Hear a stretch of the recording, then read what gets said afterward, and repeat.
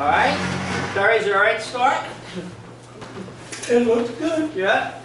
Okay. 8 o'clock, right on schedule. If anyone's too warm, we're going to open this door, and then we'll hear a little bit of noise. My name's Fran Sisco. I produced this piece. I think all of you. And we're going to introduce all of the actors. Terry Lee King directed it, and Terry's in the back of the room, right here. If anyone has any questions as we go along, please signal Vanessa. Vanessa Diamond is right here. If you have a question where the bathrooms are, if you can get extra water, whatever it may be, okay? What time is it going to go to? We're going to do 2 acts from Small Craft Warnings, written by Tennessee Williams, around 1970.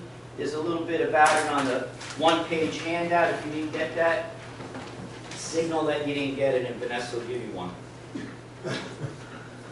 Most of us come from an acting class that's given by Vincent Pastore. And many of us know each other through that class.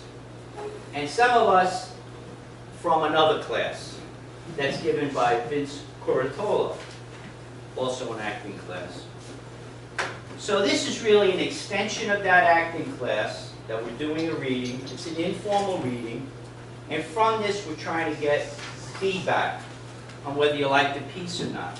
If you like the piece, and we gel and work as a unit, then we may go further with it, try and negotiate the use of rights, and maybe take it further. Now, somebody in the audience, Sarah McDonald, already directed this play. No, acted it. Oh, acted. I thought you directed it. I'm sorry. Acted in this play in Provincetown. And it's with at the some Williams Festival. very good reviews, I think, right?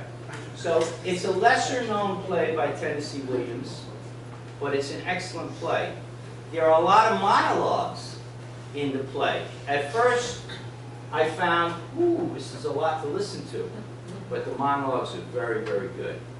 And you Don't spoil it. I'm not going to spoil it, Terry. I usually don't spoil things. I try not to anyway. All right, so we're going to begin in a couple of minutes. And then once we start, we're going to go about 45 minutes for Act 1. There'll be a short break for about 10 minutes, just a bathroom break, or if you want to get some food or so. There's not going to be much time to talk about the play at that point. But after the second act, we're hoping that there's a Q&A.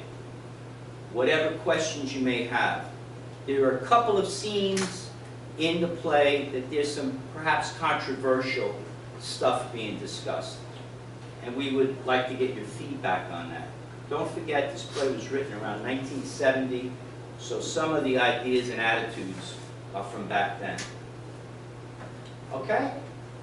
All right, now I'm going to introduce the cast. Okay? And they're going to introduce themselves, their name, and the person that they're acting. Oh, and there's somebody importantly that I didn't introduce to all of you, is Joyce Ballin here, who played violin for us just now. Give it up for Joyce. And during the play, there's just one little section of the violin. And you'll see why it's important to hear a little bit of violin. So let's begin. Yes. Who's sitting in that chair here?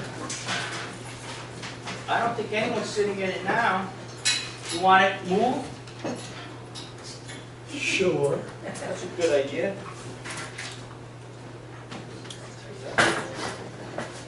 No, this is a better one. You got that?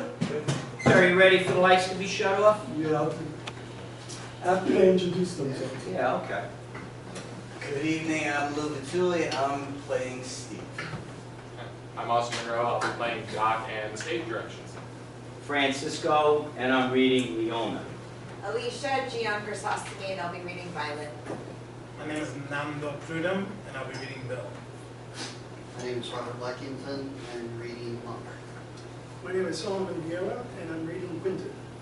My name is Thomas Pryor, and I am reading Bobby.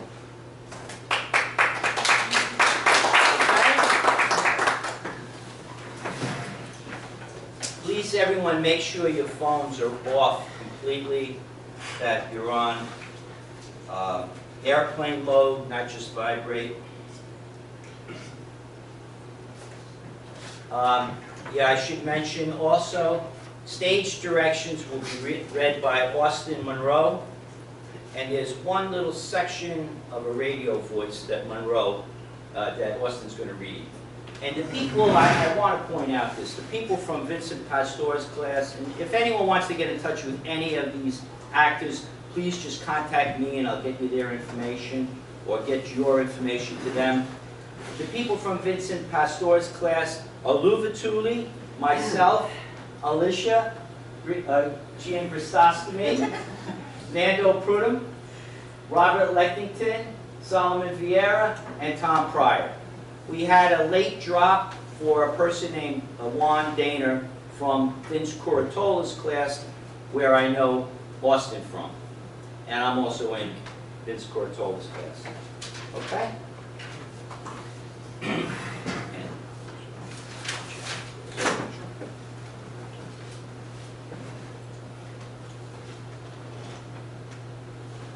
Act 1.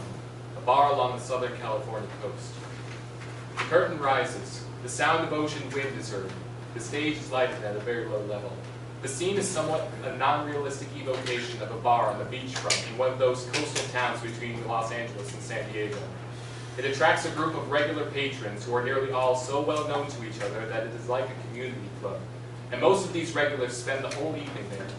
Ideally, the walls of the bar on all three sides should have the effect of fog rolling in from the ocean. A blue neon outside the door says Monk's Place. The bar runs diagonally from upstage to down. Over it is suspended a large varnished sailfish, whose gaping bill and goggle eyes give it a constant look of amazement. There are about 3 tables with red checked tablecloths. Stage right there is a jukebox, and at the wall in the right are doors to the ladies' and gents' lavatories. A flight of stairs ascends to the bar owner's living quarters. The stairs should be masked above the first few steps. Monk is behind the bar serving Doc. Monk, the bar owner, and Doc, who lost his license for heavy drinking but still practices more or less clandestinely, are middle-aged. At downstage table sits Violet, at her feet a battered suitcase fastened with a rope. Her eyes are too large for her face, and they are usually moist. Her appearance suggests a derelict kind of existence. Still, she has about her a pale, bizarre sort of beauty. As Leona Dawson later puts it, she's like a water plant. Notice? Over there. The wheel of fortune keeps turning around. Oh yes, she's a noticeable thing. She has sort of not quite witted appearance. Amorphous, that's the word. Something more like a possibility than a completed creature. What I mean is the suitcase with her. Oh yes, the suitcase. Does she think that she's in the waiting room of a depot? I think she thinks she's moved in here. Well, that's a possible problem for you there. Goddamn right. I'm running a tavern that's licensed to dispense spirits, not a pad for vagrants. You see, they see those stairs. They know I live up there. Yep, they see those stairs to the living quarters above, and it hits them dimly that you might need the solace of their companionship up there some nights when they find it convenient to offer it to you. And I don't need to tell you that this solace of companionship is not the least expensive item on the shelves of the fucking supermarket a man of my age has to spend what's left of his life in. That solace, that comfort of companionship is on the shelves of the market even for me. But I tell you, the price is inflated on it. I had me one last summer. Remember that plump little Chicano woman who used to come in here with me some nights last summer? Little wet-leg woman.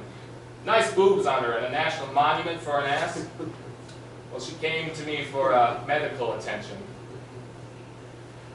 Bill enters the bar. He comes up to it with an overly relaxed amiability, like a loser putting up a bold front. By definition, a stud. But what are definitions? Monk mechanically produces Bill's can of Miller's, but doesn't open it for him. She had a worms, died of rotten beef tacos, I reckon, or tamales or something. I diagnosed it correctly. I gave her the little bottle and the wooden spoon, and I said to her, "Bring me in a sample of your stool for lab analysis." She didn't know what I meant, language barrier. I finally said, "Senorita, bring a little piece of your shit in the bottle tomorrow." Bill is worried over the fact that his beer can is not opened and served. Hey, Bill, Some beginning of some romance, dewormed the lady, and later in place of pavement. Jesus, what a love story. I had her all summer, but in September she met a good-looking young pimp who made her critical of me. She called me a dirty old man, so I let her go. Hey, Monk, about that beer. I don't remember you coming in here with a woman. Well, we always sat at the back table arguing over the fair expense of her ass. Jesus, Monk. How big a tab has Leona run up here, for Christ's sake? He leans across the bar and snatches the can of Miller's from Monk's hand. Monk had ignored him only half deliberately and is annoyed by the grab. Look, I don't run Leona's tab through a computer, since I know she's good for it. If you want the can open, give it back here. Now if it was your tab, not hers, I'd worry, okay? But since it's hers and not yours, I don't. No offense, no complaint. Bill! I could tell you some things. Why don't you tell him to Violet? She's called you 3 times. Hi, Mai. I had an awful experience today with Mr. Menzies at the amusement arcade. Oh, I don't know what to do. Min broke in last night. Menzies said well, come over here so I can tell you. Oh, and bring a beer and a pepperoni. I'm famished. Lonesome and famished. You want me to solve both those situations for you? Yes, please. Another Miller's and a couple of Slim Jims. Yeah, I got the message. Have you left me, Leona? Bill, where's Leona? Crying into a stew in a goddamn trailer. Monk opens another beer, and Bill ambers over to Violet with the pepperonis and beer and a smile he meets the world with. It is a hustler's smile. The smile of a professional stud, now aging a bit, but still with considerable memorabilia of his young charm. Thanks, Bill. Monk is toying with a radio which is over the bar. Heavy seas from Point Conception to out to the Mexican border. Fog continuing until noon tomorrow. Extreme caution should be observed on all highways along this section of the coastline. Small craft warnings, Doc. That's right, Monk. And you're running a place of refuge for vulnerable human vessels and... Have you left Leona for good? Just till she gets her knickers out of that twist. She had this brother, faggot that played in the film in church. Whenever she's drunk, she starts to cry up a storm about this little fag that she admitted was arrested for loitering in the Greyhound bus station menstrual. And I say, well, he was asking for it. She throws something at me. A man like you. A man like me? A bull of a man like you. You got arms on you big as the sides of a hand. She strokes his That tail. ain't all I got, big. You mean what I think? If you can't see, you can feel. She reaches under the table, and it is obvious that she is feeling him. A man likes appreciation. Now, I got a letter this week from a female government employee in Sacramento who's a Reagan supporter. Huh? Shit, she ain't seen me since 65, remembers me clearly and wants me back on her aqua bed with her. If you slipped in an aqua bed, it don't matter who's in it with you. The door bursts open. Leona enters like a small bull making its charge into the ring. Leona, a large, ungainly woman, is wearing white plain digger slacks and a woolly pink sweater. On her head of dyed corkscrew curls is a sailor's hat, which she occasionally whips off her head to slap something with, the bar, a tabletop, somebody's back, to emphasize a point. There are abrupt changes of position at the downstage table at her entrance, but she notices only Bill there. You mother! I was talking to you from the stove and you weren't there. 3 hours I spent shopping for you and preparing a memorial dinner while you watch TV. Stew and veg. Lamb stew with garden fresh vegetables. From the farmer's market, seasoned with bay leaves and rosemary and thyme. Stew. I'd set up a little banquet table in the trailer tonight. My grandmother's silver and Irish lace tablecloth. My crystal candlesticks with the vine leaves filigreed on them, which I polished. All spit polished for the memorial dinner. Set the candles on either side of my single rose vase containing a single talisman rose. Just open a table like a photo in House and Garden. I talk from the stove to no one. I open the fridge to get out the jelly bouillon, the mangerine topped with Okay, ready. I come in and I'm received by the TV. The TV set and the trailer door hanging open. And in the confusion, I knock over and break my cut glass decanter of Burgundy imported. I went out for a bottle. You killed the fifth of imp. She was crying in the stew to save salt. Without word or a note on the table, you went. Why? For what? Leona, Bill's not happy tonight, so let him be. Yeah, two people's not happy. And one of them with reason. Is that your suitcase with you? Are you thrown out? Evicted? A lady at the street? Oh my God, here's a good one. I heard at the shop the other day. Today I heard it.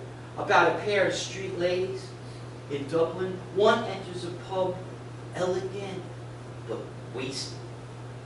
And she says to the barman, 2 gins for 2 ladies. He observes her condition and says, where is the other lady? The other lady, she says, is in the gutter resting. I thought it was funny. Violet, dear, will you look at your nails? Yes, I know. The enamel's chipping. Yes, exposing the dirt. Violet draws her hands under the table. Oh my God, forget it. Forget the whole enchilada. Not worth a thought. Excuse me a minute. I'm going to press one button 3 times on the multi-selector. And Violet, here's an orange stick for your nails. Don't be depressed. A sure solution for depression is the axe. I'm not depressed. Then you must not be conscious. She crosses to the jukebox. I hope nobody objects to the number I play. It's going to be played here repeatedly tonight. Appreciate it or not. She bends over the jukebox to find the desired number, which she herself contributed to the classicals on the box. Rock? No. Popular? No. Classicals? Yes. Number which? Tell her I'm not depressed. Violet's hand is dropped under the table. It is apparent that she is reaching for Bill. She's depressed and depressing. Do you have to turn that on when I'm... At this precise moment, she is caught by the change in attitudes at the downstage table. Her eyes widen, her hands clench. She takes a couple of paces towards the table and crouches a bit to peer under it. Then, quick as a shot, You... Count! she charges. Violet screams and stands up, overturning her chair. Hold her! Bill's massive frame obstructs Leona, not only her motion, but her view of Violet. Off hands! No, no, no, no, no! McCorkle, don't you... Keep her at that table. During this, Monk has crossed from behind the bar. Violet has turned about dizzily and fled into the ladies. Leona stamps on Bill's foot. He yells, falls back an instant, releasing her. As she rushes forward, he gives her a hard slap on the butt.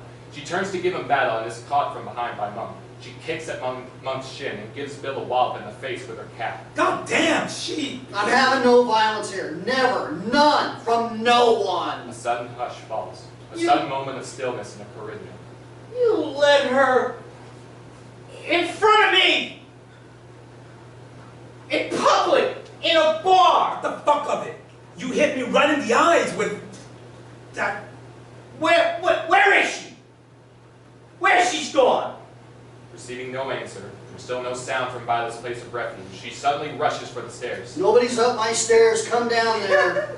Oh, she's gone to the ladies. I'm operating a place for gents and ladies. Change the name on that door. Jensen. What? Ladies. Oh, now, Monk. I thought you run a clean place. But don't come on with her lady and him gent. Yes. Stay away from. Leona has started towards the ladies. Monk blocks her. She throws her head back and utters an apocalyptic outburst.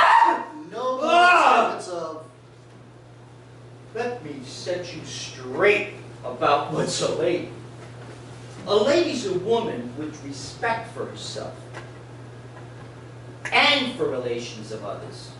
Her, in there, wailing, respect for, she's got no respect for herself and the single respect that she should have. No one could blame her for that. What could she possibly find to respect in herself? She lives like the amusement arcade. At the foot of the pier, yeah, right over the billiards. The pinball games and the bowling alleys at the amusement arcades. It's bang, bang, bang. As loud as a TV Western all day and all night. And then, bang, bang, bang at 8 a.m. It would drive the same person crazy. But she couldn't care less. She don't have a closet even. She didn't have a bureau, so she hangs her dresses on a piece of rope that hangs between two nails at the corner of her room. And she keeps her stuff and her possessions on boxes, in boxes, on the floor. What is it? What business is it of yours? None, goddammit. When she was sick, I went there to bring her a check. I asked her, "Where is your silver?" She didn't have any silver.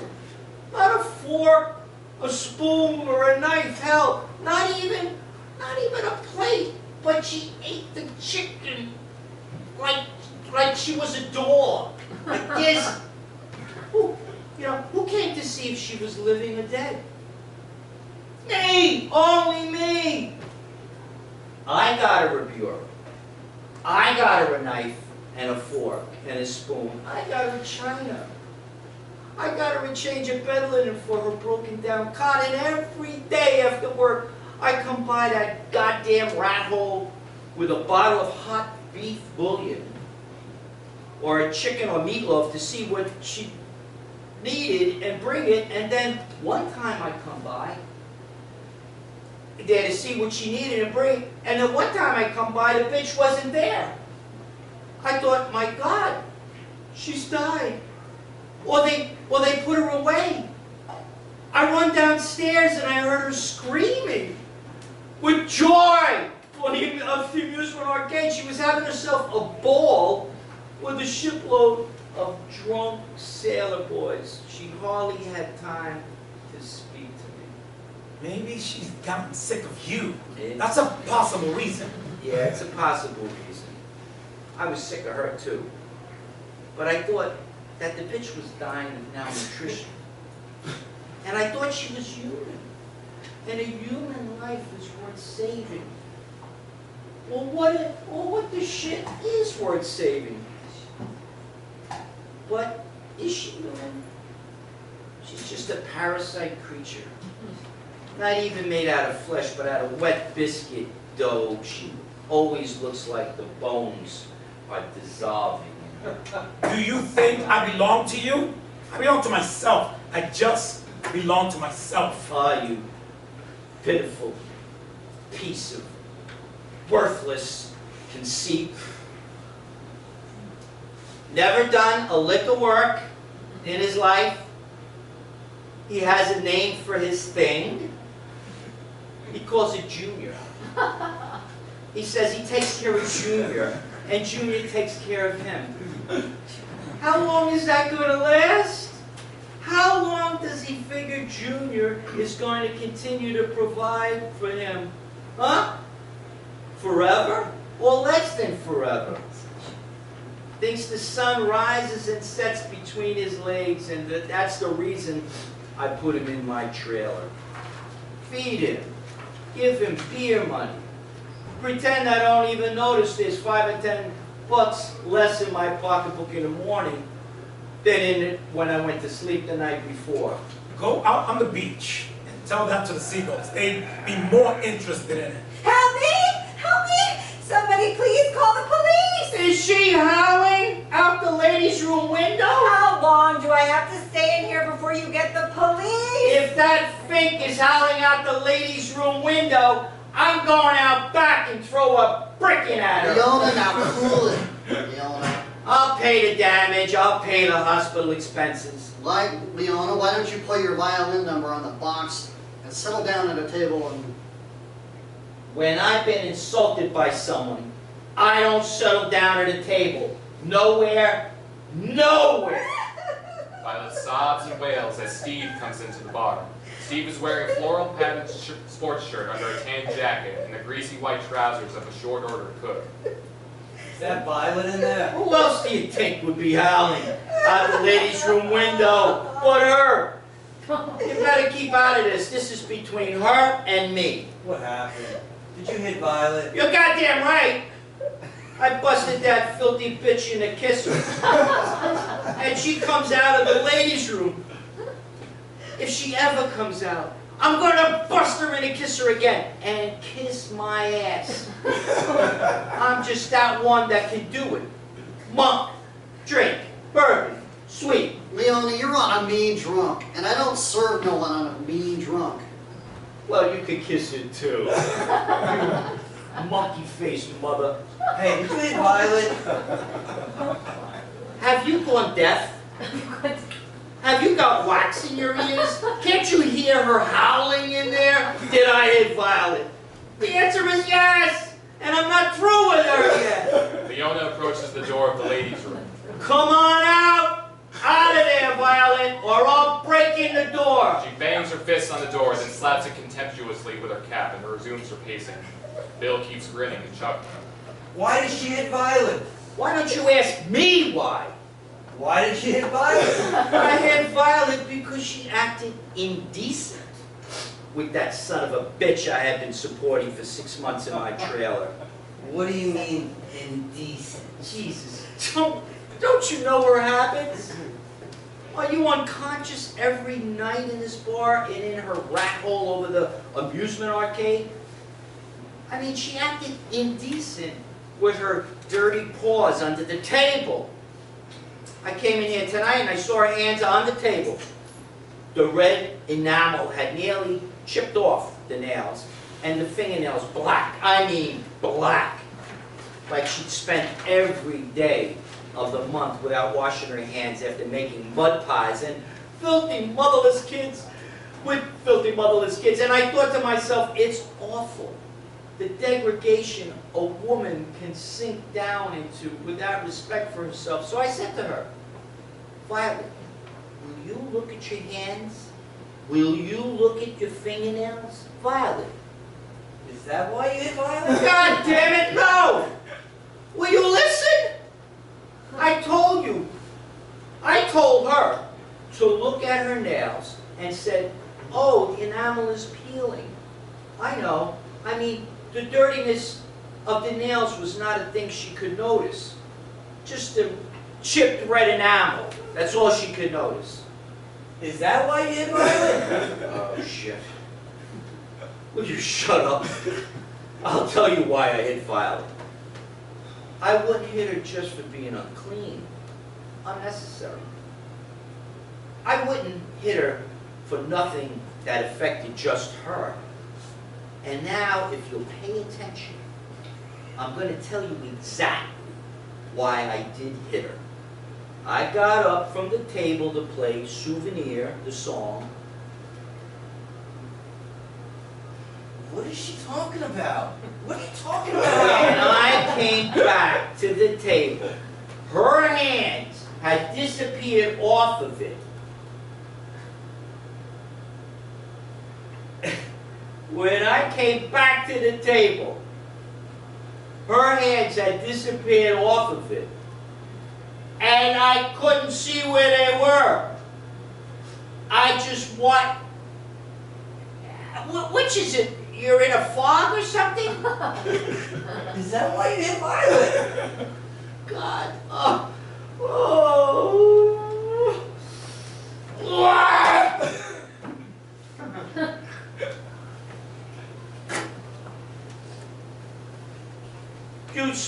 Did I just slap you? Yeah? I wasn't... Why do you come into a bar when you're already drunk?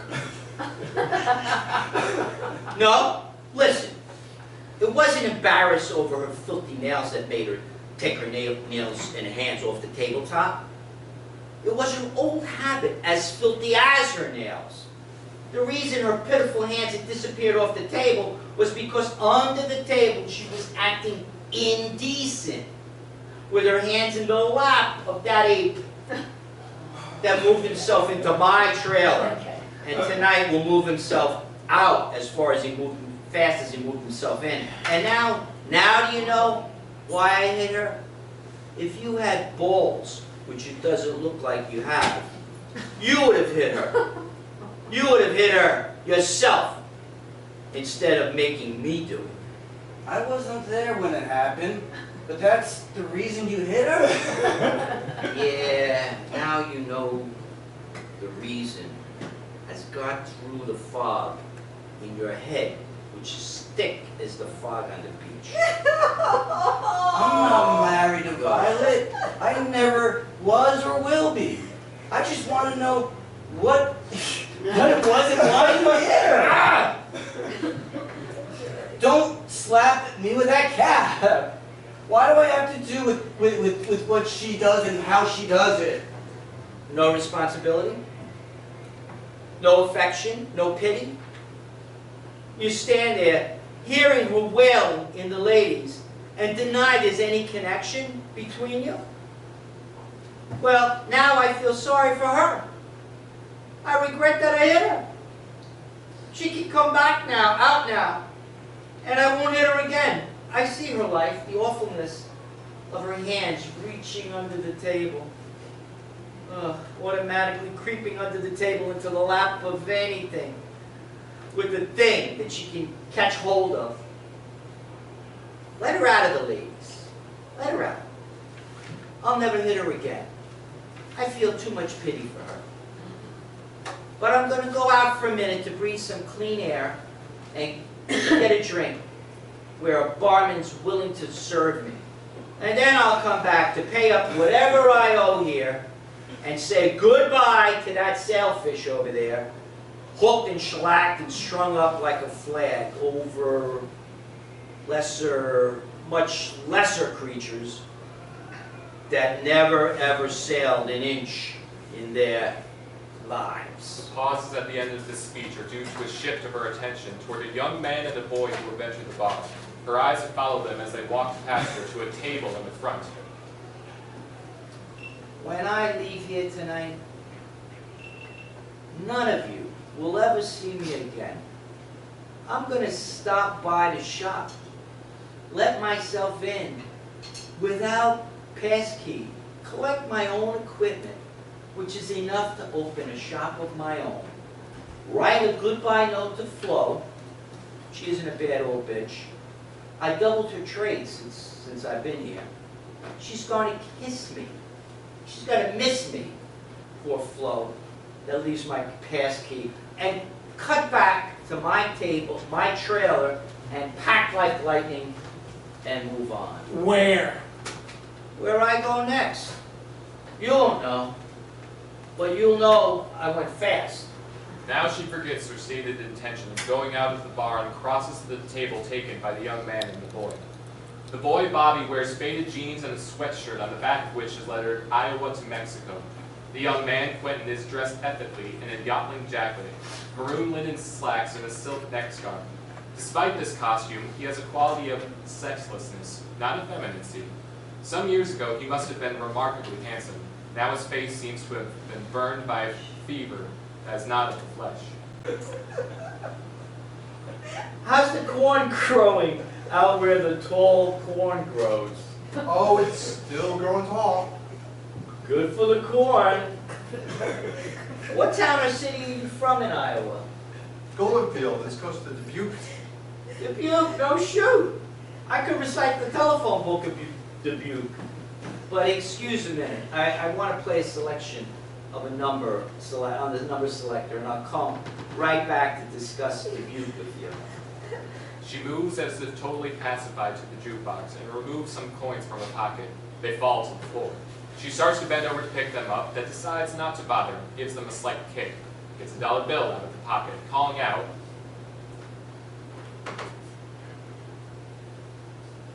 Calling out. One. Monk, give me change. Leona crosses to Monk at bar, waving a dollar bill.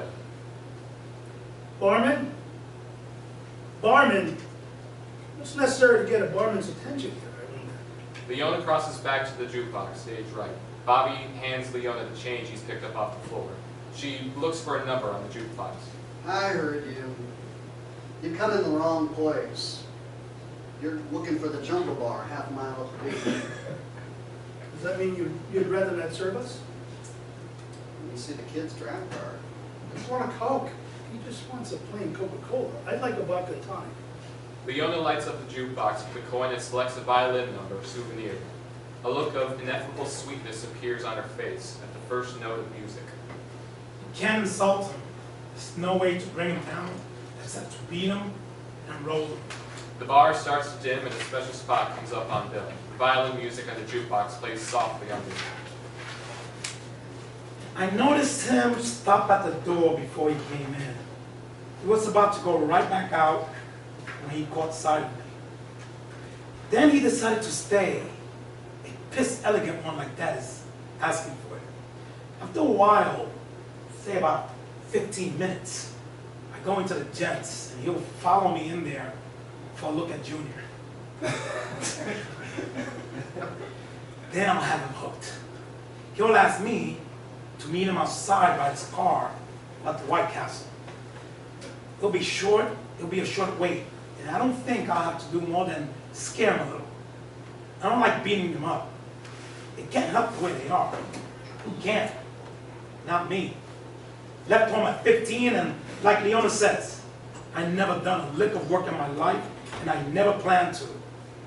Not as long as Junior keeps batting on the home team, but my time with Leona's runs out. She needs to pull out of here, and to stay. Bar is relighted. Leona is still at the jukebox. She's leaning against the jukebox, listening intently to the music. Violet, you can come out now. Just playing that violin number. Bill and Steve laugh. The bar starts to dim and a special spot comes up on Steve. The violin number still plays on it. I guess Violet's a pig, all right. I ought to be ashamed to go around with her. But a man, unmarried, 47 years old, employed as a short order cook at a salary he can barely get by on alone, he can't be choosy. No, he has to be satisfied with the goddamn scraps in this world, and Violet's one of those scraps. She's a pitiful scrap, but something's better than nothing. I had nothing before I took up with her. She gave me a clap once, and she tried to tell me I got it off a toilet seat. I asked the doctor, is it possible to get a clap off a public toilet seat? And he said, yes, you can get it that way, but you don't. All my life, my miserable, cheap life. It's like a bone thrown to a dog. I'm the dog, she's the bone. Hell, I know her bad habits. She's always down there in the amusement arcade when I go to pick her up. She's done there, as close as she can be to some Navy kid, playing a pinball game, and one hand is out of sight. Hustling. I reckon that's it. I know, I don't provide for her. Just buy her a few beers and a hot dog on the way home. But Bill, why is he still messing around with her? One night he was bragging about the size of this tool. He said all he had to do to make a living was wear tight pants. Like, throw it to a dog. I'm not a dog. I don't want it. I think I'll sit at the bar and pay no attention to her when she comes out. The light in the bar comes up to normal level as the spot fades down. After a moment, Violet comes out of the ladies' room slowly with a piteous expression. She is dabbing her nostrils with a bit of toilet tissue. Her lips are pursed in sorrow so that she is like a travesty of a female saint under torture. She gasps and draws back a little at the sight of Leona. Then, discreetly sobbing, she edges onto a bar stool, and Monk gives her a beer. Steve glares at her. She avoids looking at him. Bill grins and chuckles at his table. Leona ignores the fact that Violet has emerged from her retreat. She goes on pacing the bar, but is enthralled by the music. My God, what an instrument. It's like a thing in your heart. It's a thing that's sad, but better than being happy in a crazy drunk way. I don't know if I can drink. I feel sick at my stomach. Oh shit, Violet. What do you think you're kidding? You'll drink whatever is put in reach of your paws. I do feel sick at my stomach. You know, you're lucky you're sick at the stomach, because your stomach can vomit. But when you're sick at your heart, that's when it's awful, because your heart can't vomit the memories of your lifetime. I wish my heart could vomit. I wish my heart could throw up the heartaches of my lifetime, my days in the beauty shop and my nights in the trailer. It wouldn't surprise me at all if I drove up to Sausalito alone one night with no one. She glances at Bill, who grins and chuckles. Violet sobs piteously again. Shut up! I'm not gonna hit her. Steve, take her off that bar stool and put her at a table on the crying jag that she's on, and it makes me sick. Come on, Violet. Sit over here at the table before you fall off the bar stool. She hasn't got a mark on her, not a mark! But she acts like I nearly killed her, and turns into a weeping willow. But as for that ape that I met in the trailer, I took him in because a life in the trailer, going from place to place. Anyway, the wind blows, it gets lonely sometimes. But that's a mistake I'll not make again. Knock wood. You know what that means? To knock wood. It means to touch the wood of the true cross, Leona. Yeah, for luck. You need it. That's mine. Here's yours. Violet, get off that stool and sit at the table. You gotta move her. She's gotta be moved. Steve accepts the success. He supports Violet's frail liquid frame to a table upstage, with her long, thin arm snakes out to remove Monk's drink from the bar as she goes. The phone rings, and Monk lifts it. Monk's place. Doc, it's for you. Thanks, Monk. The old Doc's worked up a pretty good practice for a man in retirement. Retirement, your ass. He was kicked out of the medical profession for performing operations when he was so loaded you couldn't tell that he couldn't tell an appendix from a gizzard. Don't sit at the table. You want responsibility for a human life, do you? Bill, I think she's ready to go home now. I'll go home when I'm ready, and I'll do it alone. I seen a circus with a polar bear in it that rode a three-wheel bicycle. That's what you make me think of tonight. You want to know something, Mr. McCorkle? I could beat the shit out of you. Sit down somewhere and shut up. I got a suggestion for you. Take this cab fare. Take it. Do I have any? Take this goddamn cab fare. And go get yourself out of my trailer. Get that stuff out of there. Clear it all out, because when I go home tonight and find any stuff of yours there, I'll pitch it out of the trailer and bolt the door on you. I'm just in the right mood to do it. Don't break my heart. Don't break my heart. No, my heart. What heart? We've been in a trailer together for 6 months, and you contributed nothing. Shit. For 6 months, I satisfied you in your trailer. You never satisfied nothing but my mother complex. Never mind. Forget it. It's forgotten. Just do this. Take this quarter.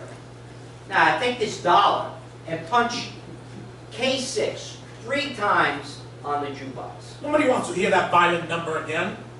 I do. I'm somebody. My brother, my younger brother, played it as good, if not better, than Heifetz on that box. You know, I look at you and I ask myself a question.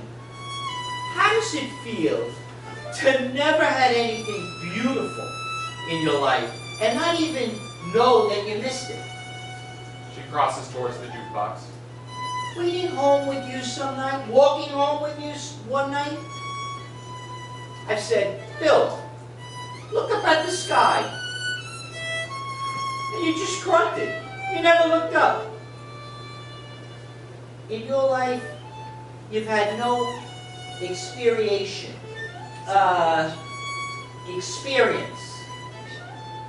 appreciation of the beauty of God in the sky. So what is your life but a bottle of, or a can of, or a glass of 1, 2, 3? She has punched the violin selection 3 times. The doc's still on the phone. Souvenir is a soft number. I've got a baby to deliver. Shot of brandy. It wouldn't be sad if you didn't know what you missed by coming into this world and going out in it someday without ever having a sense of experience of or memory of a beautiful thing in your life, such as I have in mine when I remember the violin and the face of my younger brother. You told me your brother was a fruit. Now I'm hearing quiet, Joyce. I told you something private that you've been repeating in public with words as cheap as yourself. My brother, who played this number, had pernicious anemia from the age of 13. And any fool knows that a condition, a disease like that, would make any boy too weak to go with a woman. But he was so full of love that he had to give it to someone, like his music. And in my work, my profession as a beautician, I never seen skin or hair or eyes like that of my brother. His eyes were 2 pieces of heaven in a human face. And he played that violin like he was making love to it. I cried. I cried. No, I don't cry. I don't cry. I'm proud that I've had something beautiful to remember as long as I live in my lifetime. You know, when they passed around the plate for the offering at church, they'd have him play in the choir stall. And he played, and he looked like an angel, standing under the light. Through the stained glass windows, that light would come in. Oh, it was beautiful. And people, even the tightwads, would drop paper money into the plates when he played. Yes, always before the service, I'd give him a shampoo rinse, so his silky hair, oh, the silkiness, silkier than any human head that I've ever known as a beautician. It would look like an angel's halo, touched with heavenly light. Why, people cried like I now cried, and the preacher would still be choked up when he delivered the sermons. Angels of light was the number. Angels of light, come in my night, brighten my life. Angels of light.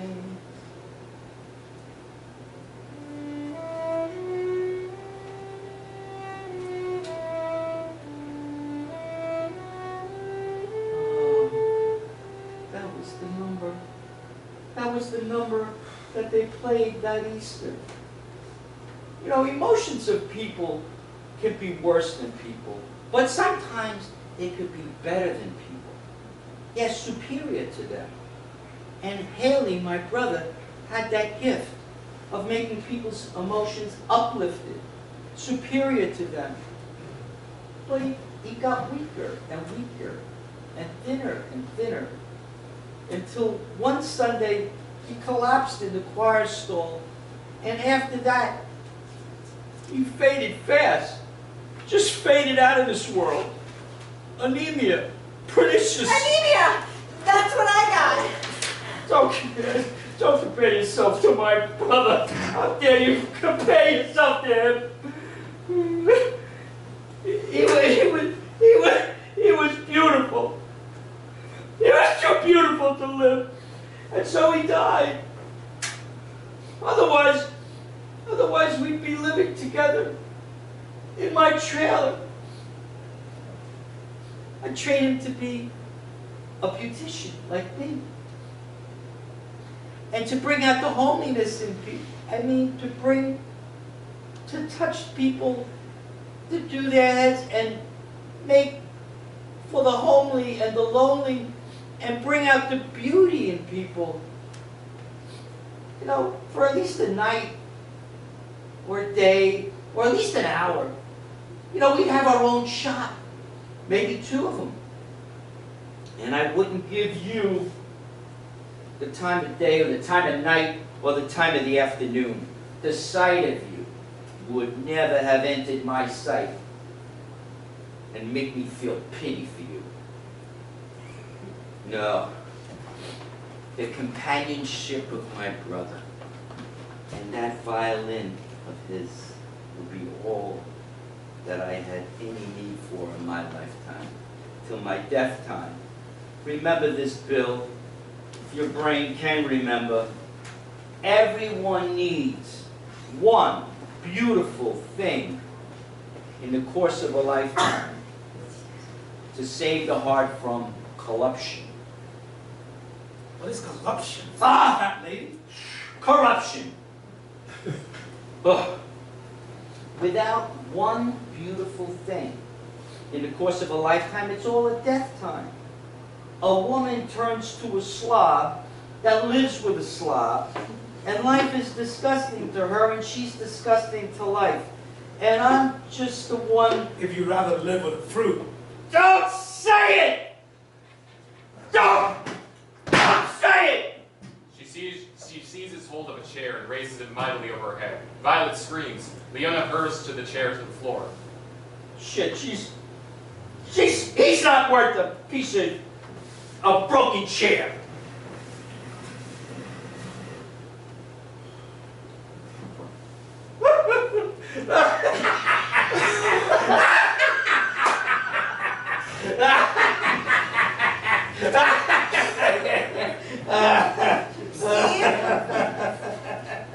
Steve, love, get me a hot dog with chili and onion, huh? Or maybe a Whopper. Now you want a Whopper? King-size burger now, huh? Always got your hand out for something. That's a cruel injustice. Stop it. I'm in pain. Look at her. Not a mark on her, but she says she's in pain. And wasn't it a hot dog that the Food and Drug Administration, I think I heard it on TV, that they found insects and rodents in some hot dogs that was sold lately?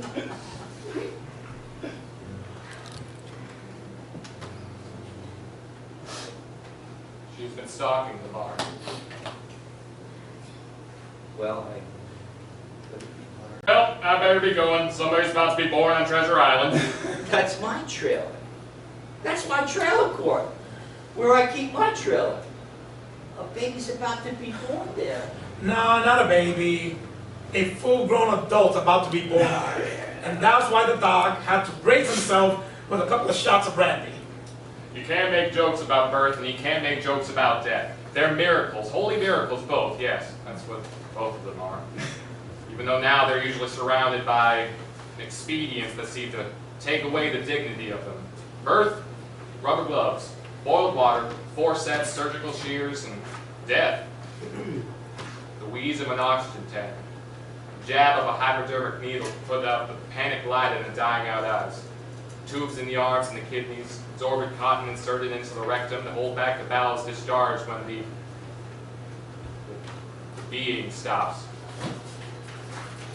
It's hard to see back of this cloud of irreverent paraphernalia, but behind them both are the holy mysteries of birth and death. They're dark. Dark as the face of a black man, yes, that's right, a Negro, yes. I've always figured that God is a black man with no light on his face. He moves in the dark like a black man, a Negro miner in the pit of a lightless coal mine, obscured completely by the irrelevancies and the reverencies of public worship. Standing to sing, kneeling to pray, sitting to hear the banalities of a preacher. Monk, did I give you my Bag? Yeah. Here. Monk hands a medical kit across the bar. I want to know, is anyone going to stop him from going out in this condition to deliver a baby? I want to know quick, or I'll stop him myself. Thanks. I'll have a shot of brandy to wash down the Bezendrine tablet and steady my hands. Nobody? Huh? Tonight, as I drove down Canyon Road, I noticed a clear, bright star in the sky, and it was right over that trailer court, Treasure Island, where I'm going to deliver a baby. So now I know. I'm going to deliver the new Messiah tonight. The hell you are, you criminal, murdering quack. Let go of that bag. The owner rushes Doc and snatches his bag. She starts towards the door, but is blocked by one of the men. Starts in another direction and is blocked again.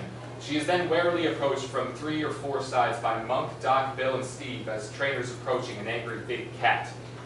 They all ad-lib during this bit, and the lines that follow Monk, Leona, and Doc speak almost simultaneously, while Steve keeps up a continual placating repetition of Violet says, and have a beer with us, Leona.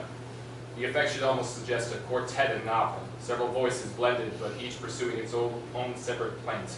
Don't let her out with... My bag, the instruments in that bag. Steve, Bill, hold her. I can't with mine. They are worth and insured for over $2,000. If you damage the contents of that bag, I'll sue you for their value and for slander.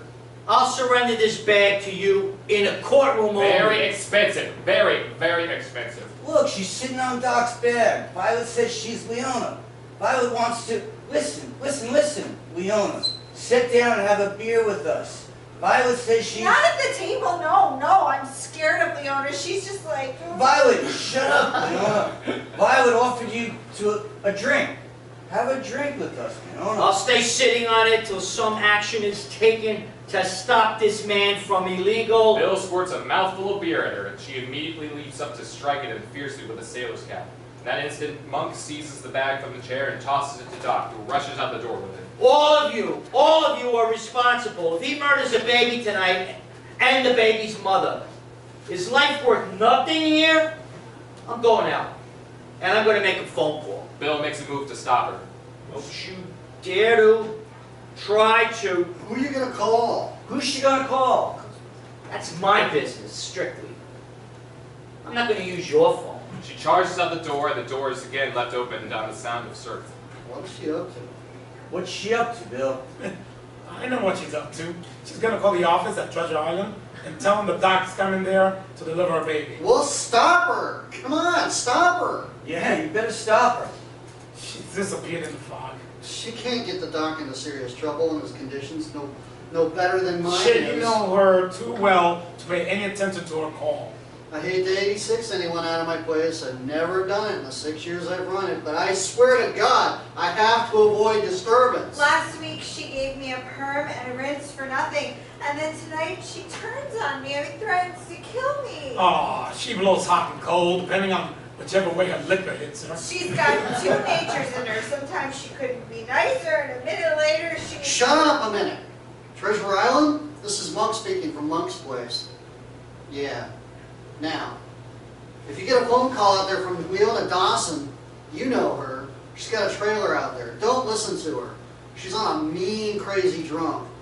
Out to make trouble for a capable doctor who's been called by someone out there, an emergency call. So I thought I'd warn you. Thank you. Monk hangs up the telephone. Violet comes downstage and the light is focused on her. It's perfectly true that I have a room over the amusement arcade facing the pier, but it isn't like Leona describes it.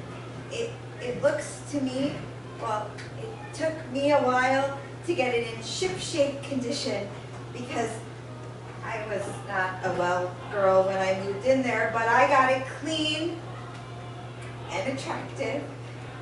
It wasn't luxurious, but it was clean and attractive and had an atmosphere to it. I don't see anything wrong with living upstairs from the amusement arcade facing the pier. I don't have a bath or a toilet, but I keep myself clean with a sponge bath at the wash basin, and I use the toilet in the amusement arcade. Anyway, it was a temporary arrangement. That's all it was, a temporary arrangement. Leona returns to the bar. Bill rises quickly and walks over to the bar. 1, 2, button my shoe. 3, 4, shut the door. 5, 6, pick up sticks. Silence.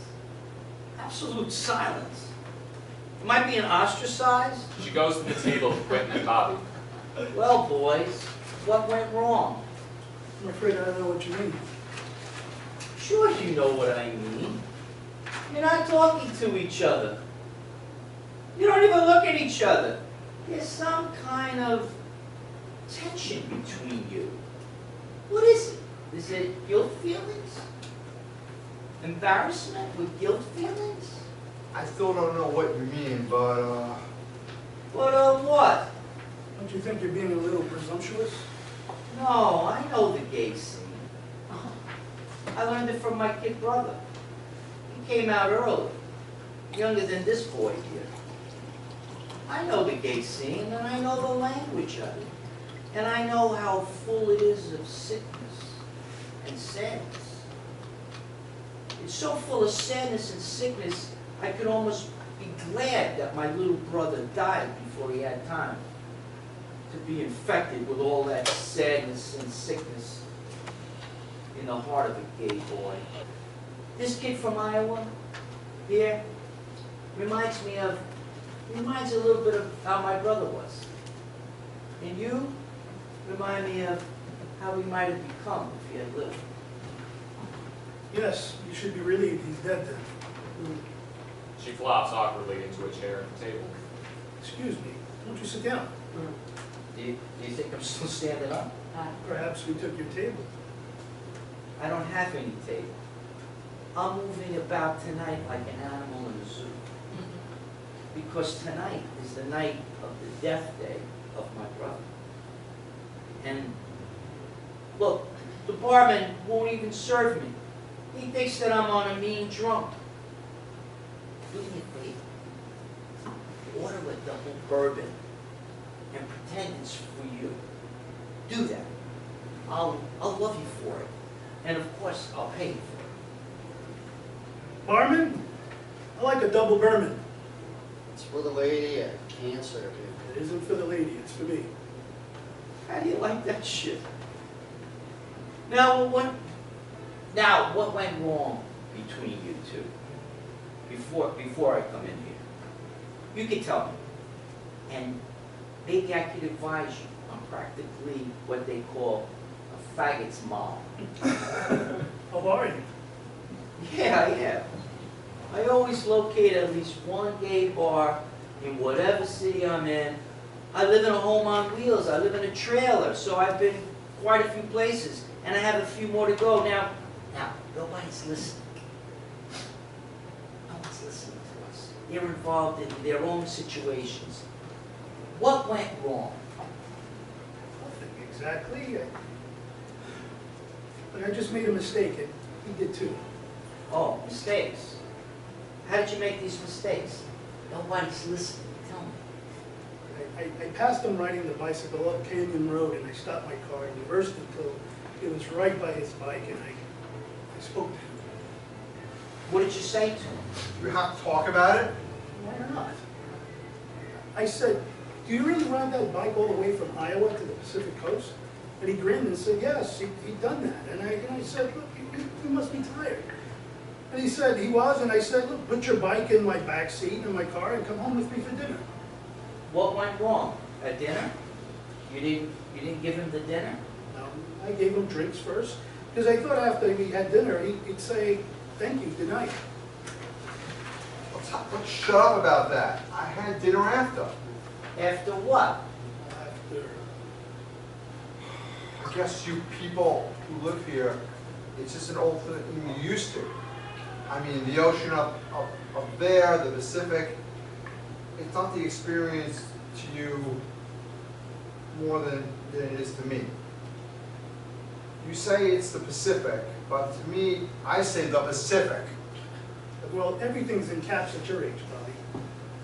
Do you work for the movies? Naturally, what else? Do you act in them? You're an actor? You know, script writer. Oh, you write movies, huh? I mostly rewrite, adapt, and I had a bit of a setback when they found out I was too literate for my first assignment, converting an epic into a vehicle for a producer's Dawson, grammar school dropout. But the industry's using me now to make blue movies bluer, with, you know, touches of special erotica. Lovely. Name? Quentin. Leona Dawson. And he's Bobby. Bobby. Come back to the party. I want you back here, love. Resume your seat. Resting a hand on the boy's stiff shoulder. You're a literary gent with suede shoe kickers and a brass button blazer and a... Ask him if he's got a change for a $3 bill. Yes, if you have the bill.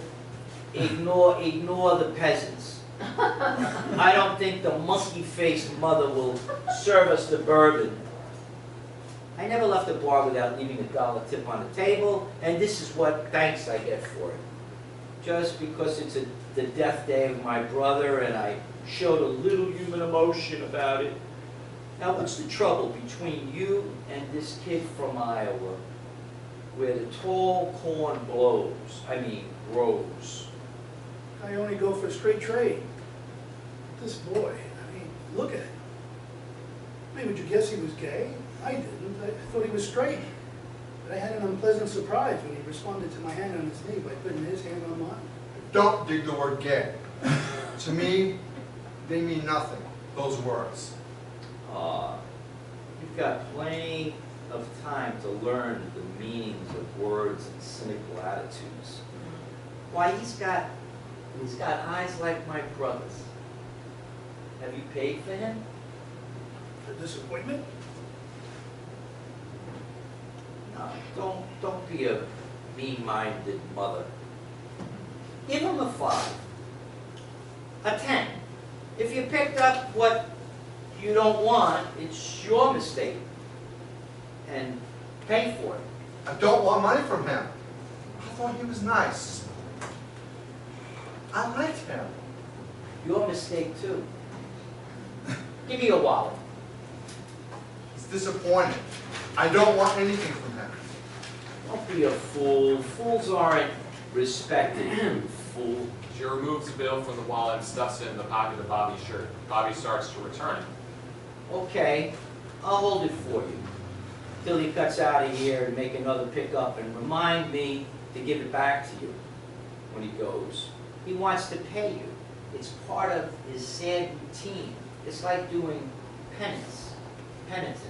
Mom, where's the head? None of that here, Bill. Pity. Do you like being alone except for the vicious pickups? The kind you go for? If I understood you correctly, Christ, you have terrible eyes. The expression in them. What are you looking at? The fish over the bar. Yeah? The sailfish. What about it?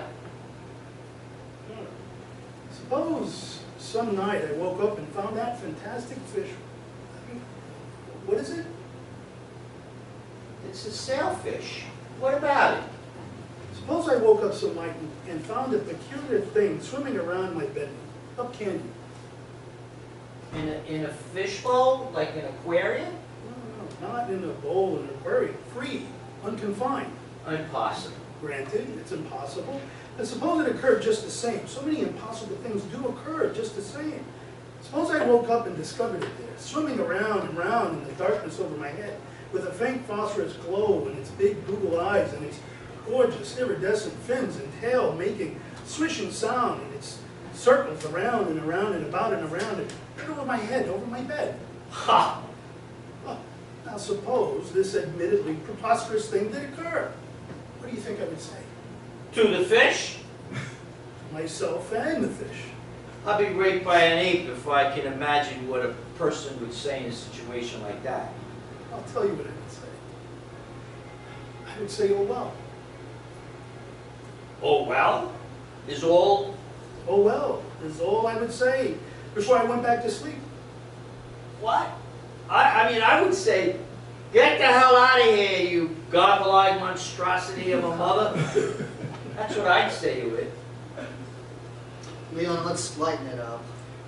You don't see the point of my story. No. Do you see the point of my story? Maybe I don't either. Why'd you tell him? What is the thing that you mustn't lose in this world before you're ready to leave? The one thing you mustn't lose ever. Love? Interest? That's closer, much closer. Yes, that's almost it. The word that I had in mind is surprise, though. Right? The capacity for being surprised. I've lost the capacity for being surprised, so completely lost it, that if I woke up in my bedroom late some night and saw the fantastic fish swimming over my head, I really wouldn't be surprised. You mean, you think you were dreaming? Oh no, I'm wide awake, but not really surprised. A special spot concentrates on him. The bar dims, but an eerie glow should remain on the sailfish over the body. There's a coarseness, a deadening coarseness in the experience of most homosexuals. The experiences are quick and hard and brutal, and the pattern of them is practically unchanging. The act of their love is like the jabbing of a hypodermic needle to which they're addicted to, but which is more and more empty with real interest and surprise. This lack of variation and surprise in their love life, it spreads into other sensibility. Yes, look, once, quite a long while ago, I was often startled by the same sense of alive, of being myself, living, present on earth in the flesh. And yes, for some complete mysterious reason, a single, separate, intensely conscious being myself, living. Whenever I would feel this feeling, this shock of what? Self-realization, you know, I would be stunned. I would be thunderstruck, and by the existence of everything that exists, I'd be lightning struck with astonishment. It would do more than astound me. It would give me a feeling of panic, a sudden sense of, I suppose it was like an epileptic seizure, except I didn't fall to the ground in convulsions, no. I'd be more apt to try to lose myself in the crowd until the seizure was finished. They were dangerous seizures.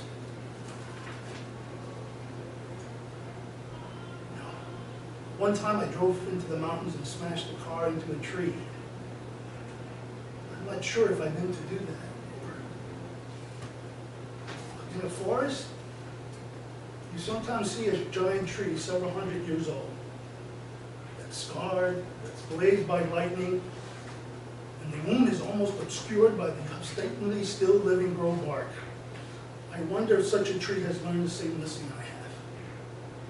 Not to feel astonishment anymore, but to go on to continue for 200 or 300 more years.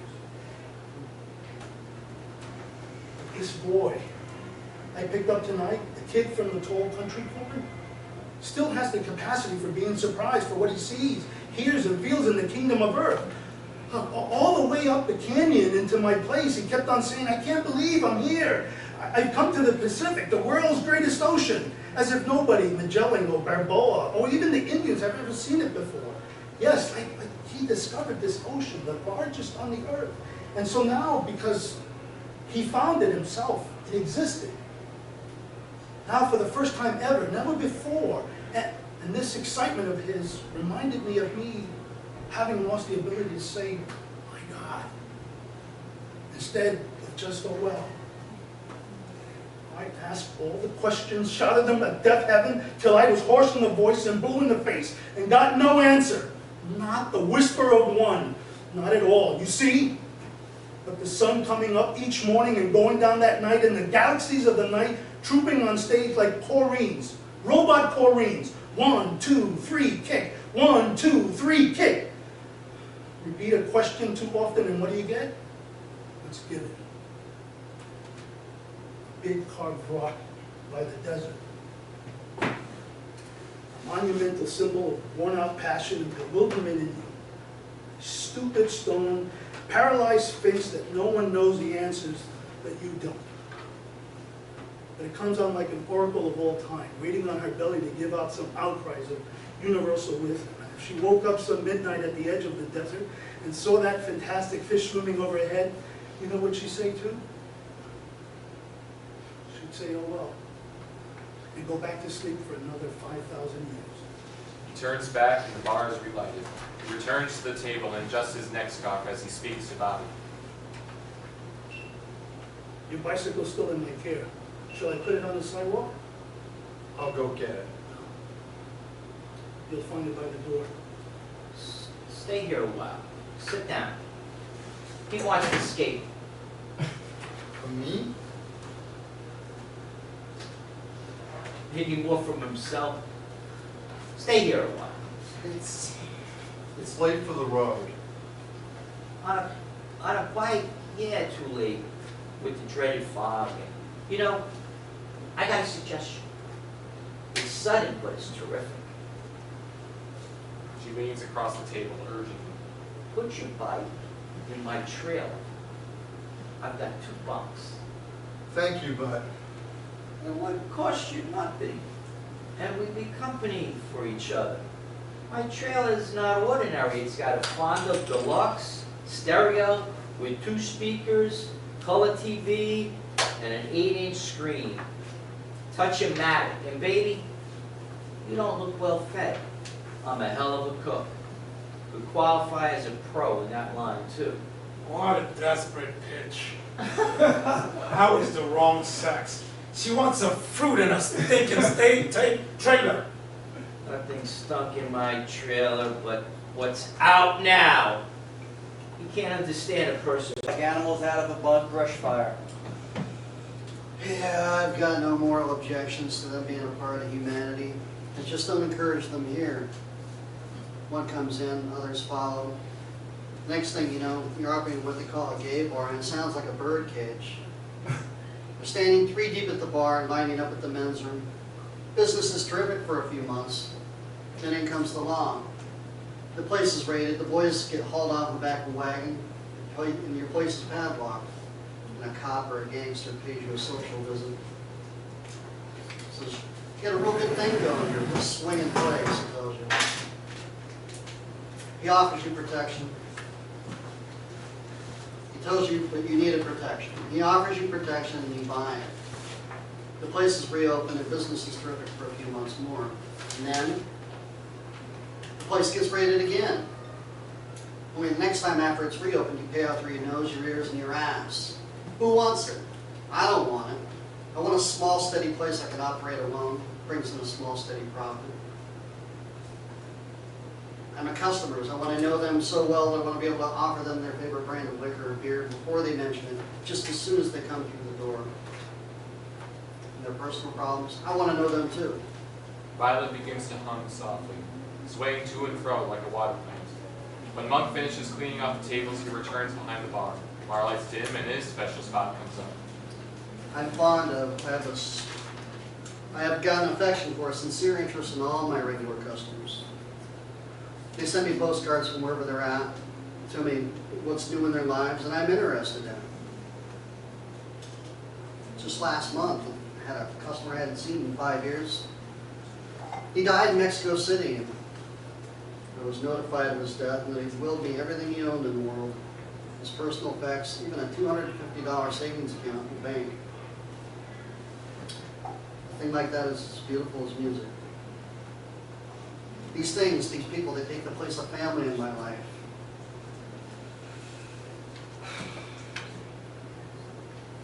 I'd love to come down those steps, open the place up for the evening.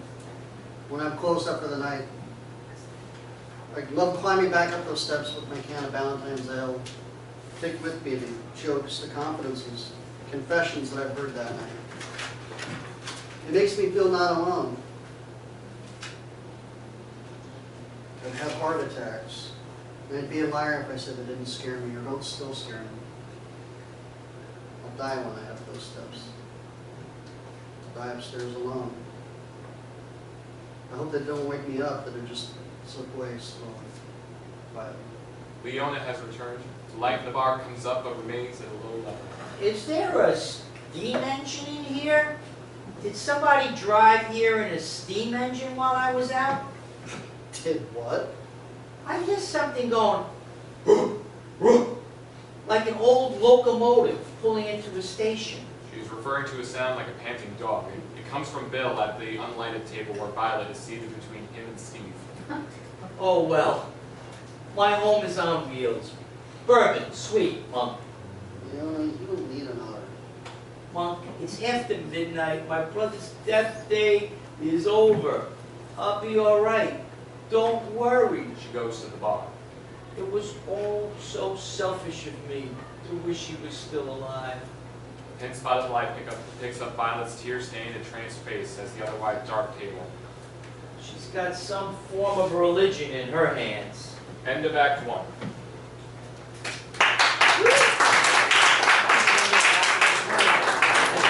I just have a couple of brief comments.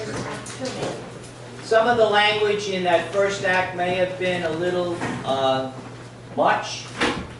It was written 50 years ago, some of the attitudes towards gays and blacks in this country. And there'll be a little bit of a discussion after Act 2 about that, if you want. Okay? So we're going to break for 15 minutes. Oh, wait. And Oh, hi. there's 2 bathrooms out Where's this your door. dad? Where's your mom? 5. Ready? Yes. Here we go with Act 2, Tennessee Williams. Act 2. An hour later. Group singing is in progress at the table stage right. Leona is not participating. She is sitting moodily at the bar facing front. I don't want to set the world on fire. I don't want to set the world on fire. I like old numbers best. Here's an oldie that I learned from my mother. Lay me where sweet flowers blossom, where the dainty lily blows,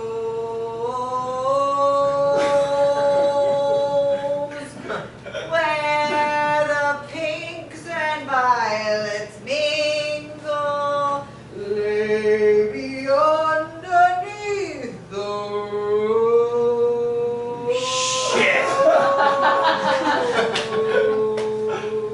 Shit! You don't need a rose to lay her.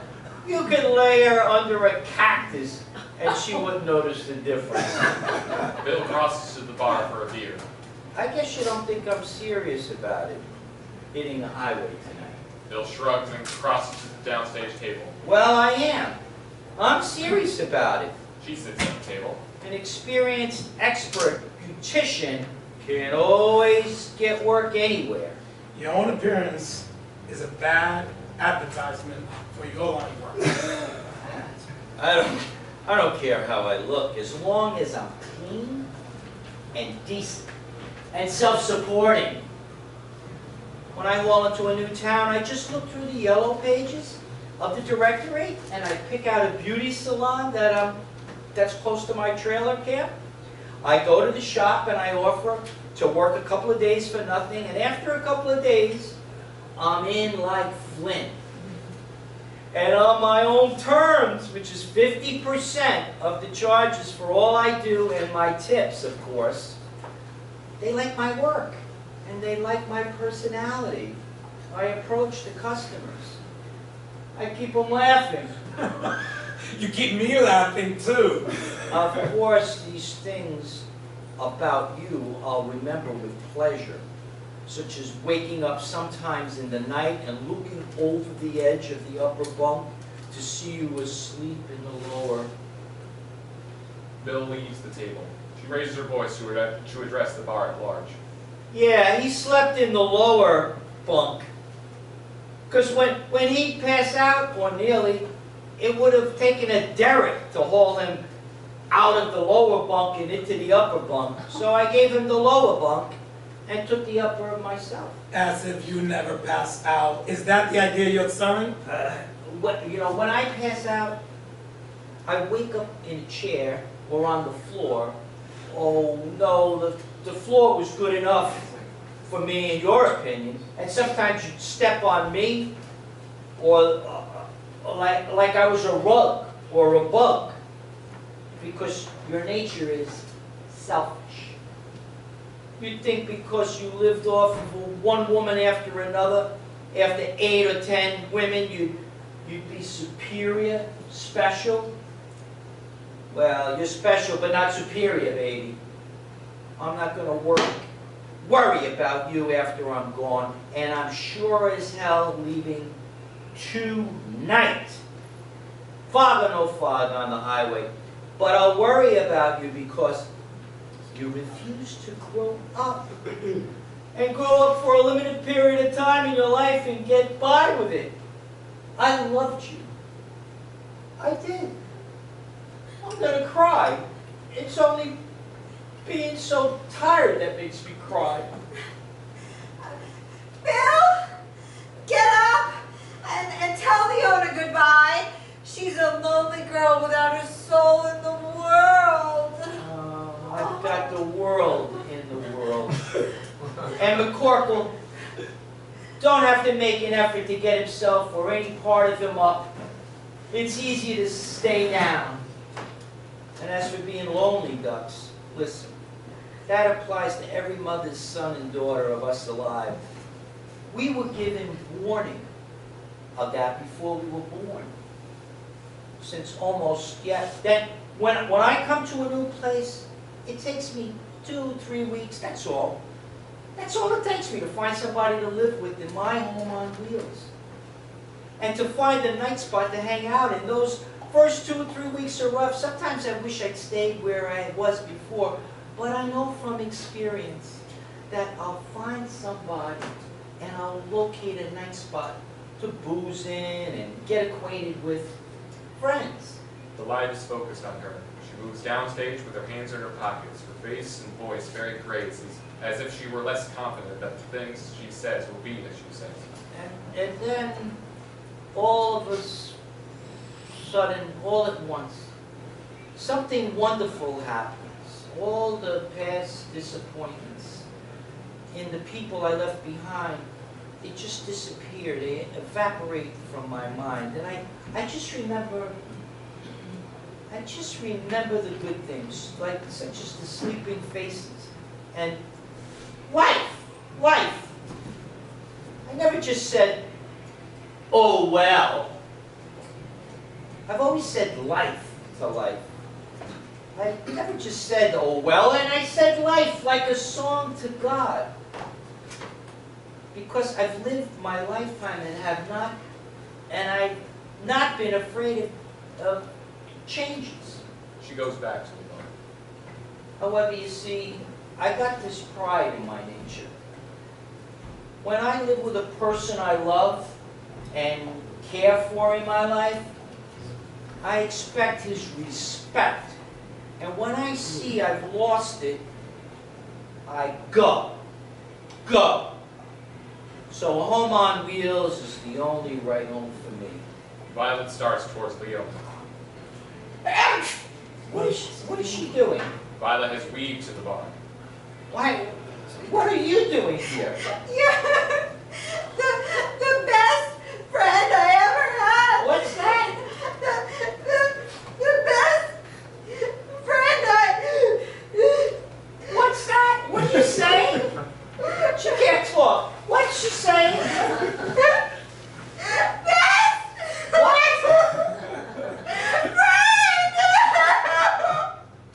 Friend?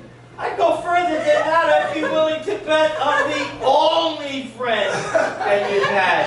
And the next time you come down sick, nobody will bring you nothing. No chicken, no hot beef bouillon, no chinaware, no fork, no silver, no interest or concern about your condition. And you'll die in the rat trap with no human voice, just bang, bang, bang. From that bowling alley and the billiards. And when you die, you should feel a relief from these conditions you lived in. Now, I'm leaving you two suffering, bleeding hearts together. I'm going to sit at the bar. I had an Italian boyfriend that taught me a saying. Meglio solo che male accompagnare, which means that you're better alone than in the company of a bad companion. She starts to the bar as Doc enters. But back already, huh? It didn't take you much time to deliver the baby. Or did you bury the baby? Did you bury the mother? Or did you bury them both? The mother and the baby? Can you shut this woman up? Nobody can shut up this woman. Quack, quack, quack, doctor. Duck, quack, quack. I'm a licensed physician. Show me your license. A doctor's license to practice isn't the size of a drunken driver's license.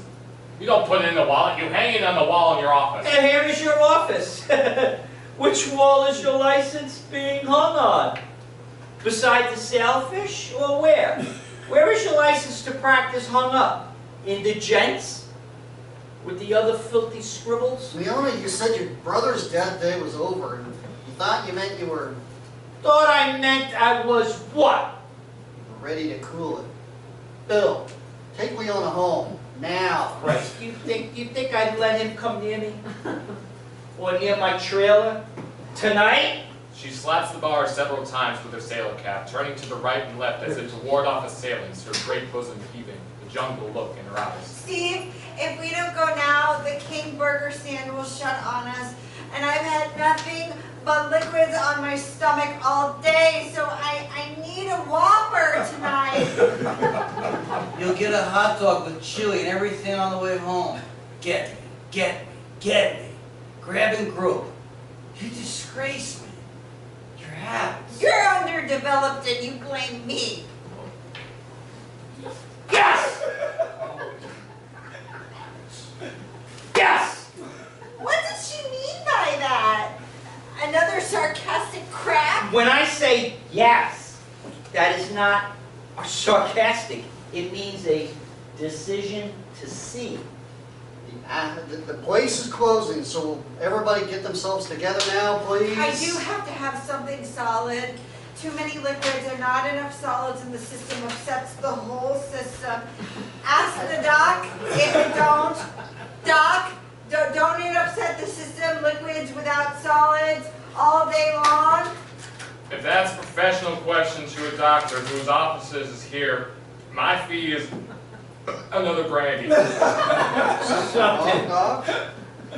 Violet has crossed a bill as a child seeking protection. I know. What could be wrong? But I need to put more liquid in my system. Yes. Yes. I'm not about to spend the night on the beach. I'm not either. So why don't we check in somewhere? Us two together? I heard that. Yes. Yes. I said the place is closing. Let's go together, us three, and talk things over at the King Burger stand. Being a cook, I know the quality of those giant hamburgers called Whoppers, and they're fit only for dog food. I think we better leave now. Extends her delicate hands to both men. Steve? Bill? They all rise unsteadily and prepare to leave. Bill, you know I feel so protected now. Violet, Steve, and Bill start out. You want your ass in a sling before you're laid under that rose? If we don't see you again, good luck wherever you're going. We go out the door. That's what she wants. She wants her ass in a sling. Leona rushes out the door. A moment or two later, as Monk looks out and above the boom of the surf, Violet's shrill outcries are heard. She is followed by an on-stage quarrel between Leona and a night watchman on the beach.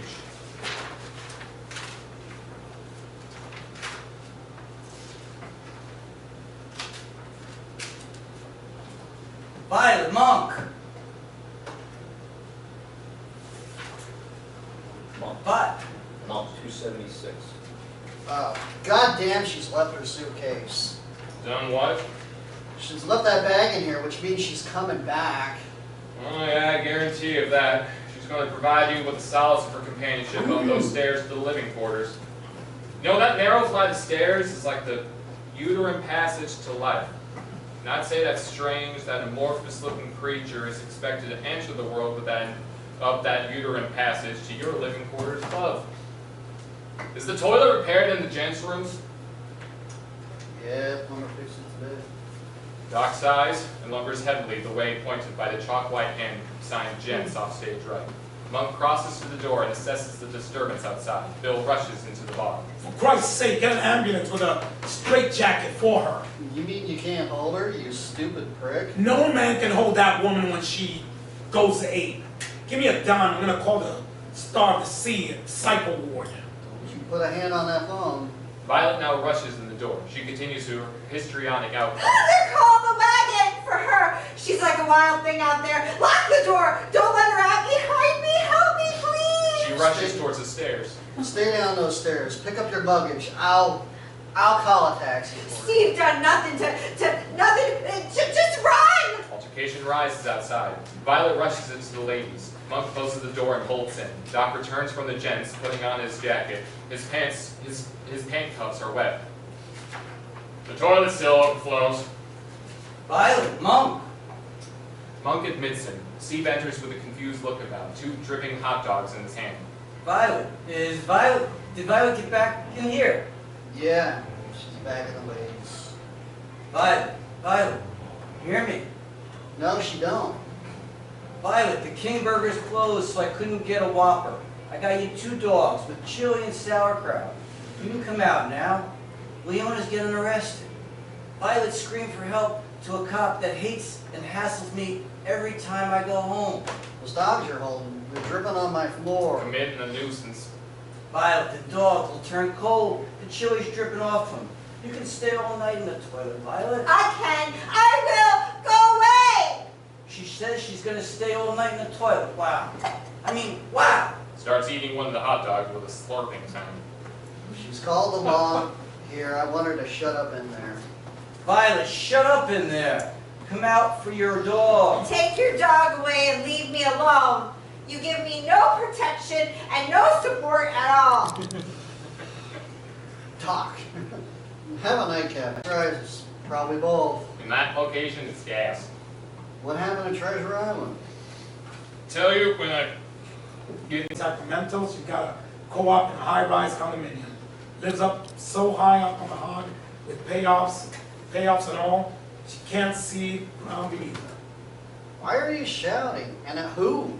Nobody's ever thrown McCorkle out. Unusual and not expected things can happen. So Doc, how'd it go at the trailer camp? birth of the baby was at least 3 months premature. So it was born dead, of course, and just beginning to look like a human baby. The man living with the woman in the trailer said, "Don't let her see it. Get it out of my trailer." I agreed with the man that she shouldn't see it, so I put this fetus in a shoebox. The trailer was right by the beach. The tide was coming in with heavy surf, so I put the shoebox and contents where the tide would take it. You sure that was even legal? Christ, no, it wasn't legal. I barely set the box down when the man came out shouting for me. The woman had started to hemorrhage. When I went back in the trailer, she was bleeding to death. The man hollered at me, "Do something, can't you do something for her?" Well, can you? I could have told the man to call an ambulance for her, but I thought of the probable consequences to me. While I thought about it, the woman died. She was a small woman, but not small enough to fit in a shoebox, so I gave the man a $50 bill that I had received today for performing an abortion. I gave it to him in return for his promise not to remember my name. You see, I can't make out certificates of death, since I have no legal right anymore to practice medicine. In the light of what happened, there's something I better tell you, Doc. As soon as you left here to deliver that baby, Leona ran out of the bar to make a phone call to the office at Treasure Island, warning them that you were on your way out there to deliver a baby. So, Doc, you may be in trouble if you stay here. Take a Bezendrine tablet and pack, and Hit the road before morning. I'll hit the road tonight. Don't let it hit you. Goodbye, Doc. Keep in touch. Goodbye, Mom. And thanks for all the warning. Take care. Yeah, Doc. You gotta take care. Bye, Doc. No sweat, Doc. Bye. Doc Well, exits. That old son's a bitch has paid his dues. Altercation rises outside once more. I'm gonna slap the cuffs on you. Approach of the squad car siren is heard at a distance. Yep, coming tomorrow. I don't want in on this. Not me neither. They rush out. The squad car screeches to a stop. Leona appears at the door, shouting and pounding. Monk, the paddy wagon is singing my song. Monk lets her in and locks the door. Go upstairs. Can you make it? She clambers up the steps, slips, nearly falls. Policeman knocks at the door. Monk admits him. Hey, Tony. Tony, what's up? Hey, Monk. Let's just say here about a fight going on here, Monk. Fight? Not here. It's been pretty peaceful tonight. Bar's closed. I'm sitting here with a nightcap. Who's that bowling back there? Same dame, disappointed, and the usual thing. Try this. See if it suits you. Take the bottle. Okay, good. Take the bottle. Come in more often. Thanks. Finish, man. Thanks. Good night. He goes out. Coast is clear, Leona. As Monk puts another bottle on the table, Leona comes awkwardly back down the stairs. Monk. Thanks, Monk. She and Monk sit at the table. Violet comes out of the ladies' room. Steve? Bill? She sees Leona at the table and starts to retreat. Oh, hell, Violet. Come over and sit with us. We're having a nightcap. My brother's death day is over. Why does everyone hate me? Nobody hates you, Violet. It would be a compliment to you if they did. Well, I'd hate to think that I'd come between you and Bill. Oh, don't torture yourself with an awful thought like that. Two people living together is something you don't understand. And because you don't understand it, you don't respect it. But Violet, this being our last conversation, I want to advise something to you. I think you need medical help in the mental department. And I think this because you remind me of a plant of some kind. Because my name is Violet? No, I wasn't thinking of violets. I was thinking of water plants. Yeah, plants that don't have roots in the ground, but they float on the water. With you, everything is such a, you know what I mean? Temporary arrangement? Yes, you could put it that way. Do you know how you got into that place upstairs from the amusement arcade? How Yes. How, when, or why? why I Take your time and think. How, why, when? why I was in LA and Are you sure you were in LA? Are you sure about even that? Or is everything foggy to you? Is your mind in the cloud? yes, I was going through I said take your time, don't push it. Can you come out of the fog? Leona, take it easy. We all know that Violet's got Her problems. problems are mental problems. And I want her to face them here in our last conversation. Can you come out of the fog and tell us how, when, and why you're living out of a suitcase upstairs from the amusement arcade? She's left the amusement arcade. She's here with us now. She brought her suitcase. Yeah, she's a water plant with roots in the water, drifting the way it takes her. And she cries too easy. The waterworks are back on. I'll give her something to cry to. when I go back to my home on wheels and get it cracking up the old Spanish trail. Not tonight, Leona. You're gonna have to sleep off the liquor before you head off on this walk. That's what you think, Mark, not what I think. My time's run out in this place. She has walked to the jukebox and started the violin piece.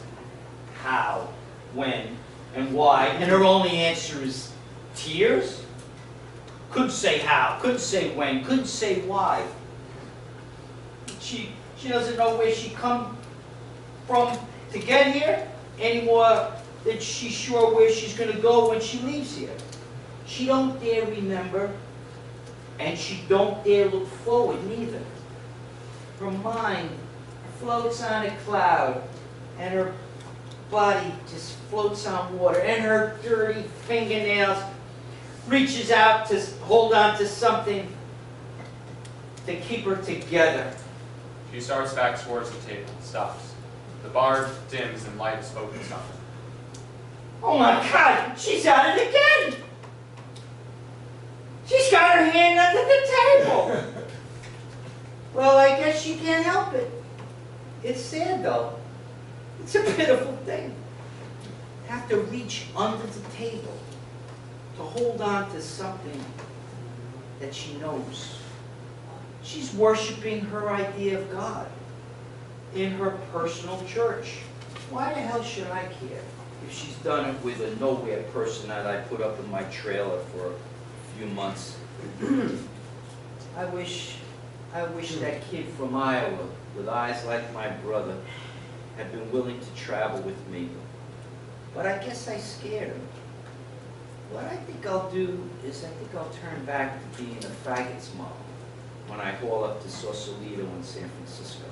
You always find one in the gay bar who needs a big sister with him to laugh with and cry with, and I hope I find one soon.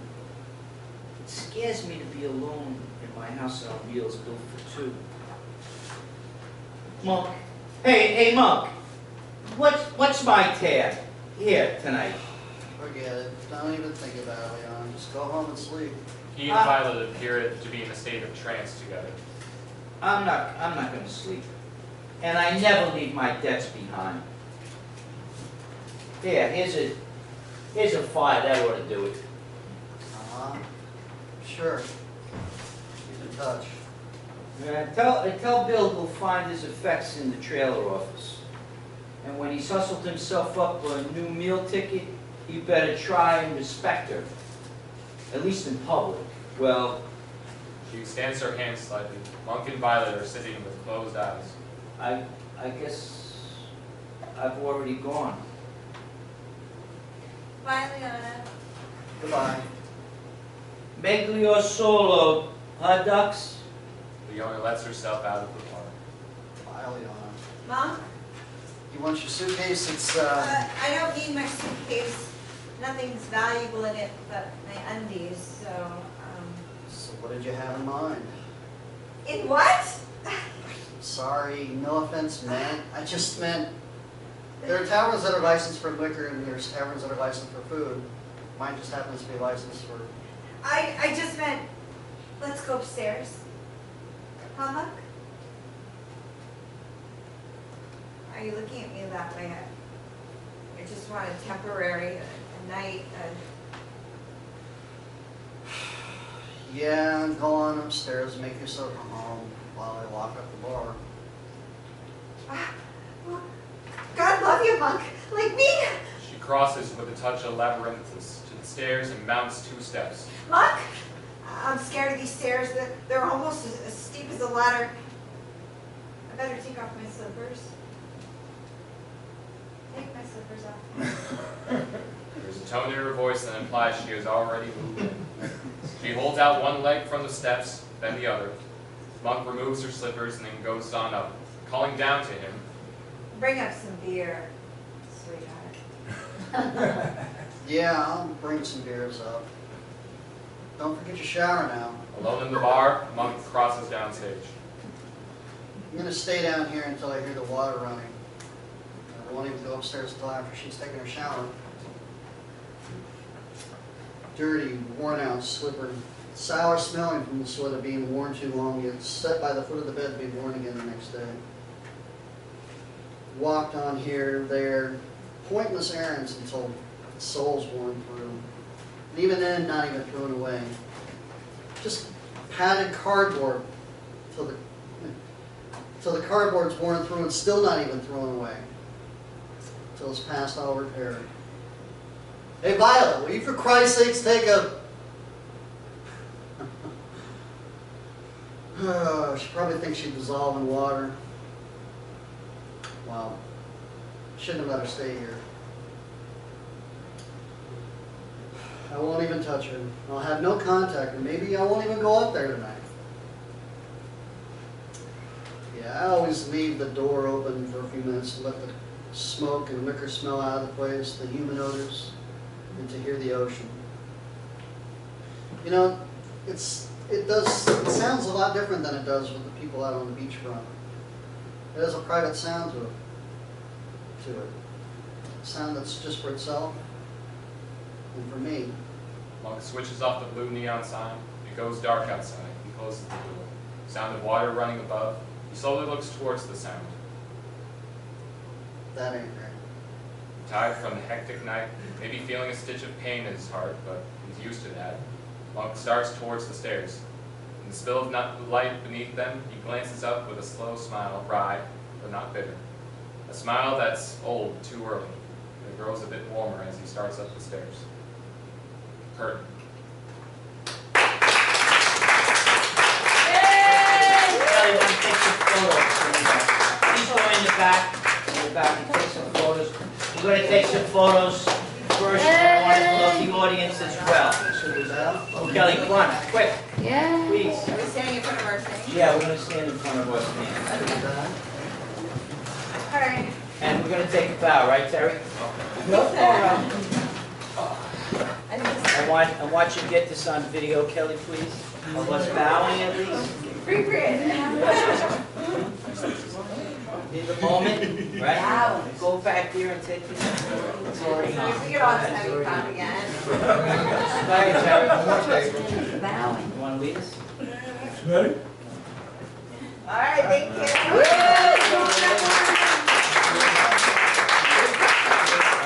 I'm going to get some photos. All right, now Do picture. you need us to condense up, Kelly? Oh, Yeah, no, that was a video, not some photos. Quick, probably, right? Okay, good. probably. I got Yeah. it together. Let's go, yeah, let's squeeze Here, in. maybe you guys